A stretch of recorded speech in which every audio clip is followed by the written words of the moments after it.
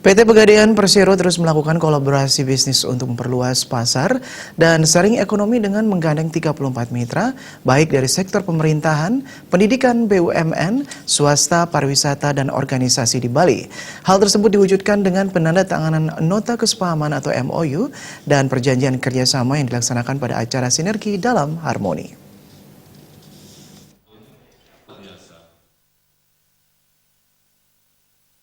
Direktur Utama PT Pegadaian Persero, Kuswiyoto dalam sambutannya mengatakan bahwa sinergi dilakukan untuk meningkatkan nilai tambah dari produk layanan maupun jaringan dari setiap mitra yang berpartisipasi. Kerjasama nantinya juga akan mengembangkan bidang pemasaran, penjualan dan pemanfaatan fasilitas, serta pemberian jasa dengan prinsip saling menguntungkan.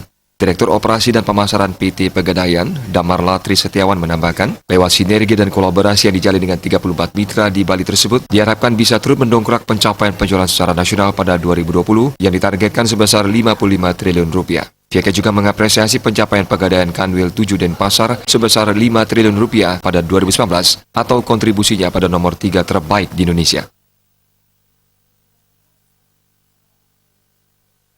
Mencapai 5 triliun dan diharapkan tahun ini Denpasar tumbuh 20% sehingga bisa 6 triliun. Dan itu OSL itu pinjaman yang diberikan ke nasabah saat ini. Tetapi kalau bicara omset sebesar 60 kali 18 triliun. Omsetnya 18 triliun, tapi OSL-nya adalah 6 triliun. Kolaborasi dengan 34 mitra dalam rangka mengejar itu Pak? Dalam mengejar saling meningkatkan nilai tambah. Semakin banyak mengenal Pegadaian, semakin banyak kerjasama dalam hal layanan, semakin banyak dalam kerjasama dalam promosi, tentunya akan semakin meningkatkan kinerjanya. Buat basis nasabah di Indonesia Betul. Memperkuat bisnis nasabah di samping itu memperkenalkan. Lebih memperkenalkan masalah dikenal dengan Pegadaian. Ini kan ada sekolah juga kaitannya dengan Pegadaian seperti itu. Nah, untuk sekolah tentunya kerjasama dalam hal SDM-nya nanti, atau mungkin dalam magangnya, atau mungkin kita bisa memfasilitasi tenaga pengajar di situ, atau paling nggak memberi generasi calon-calon nasabah Pegadaian.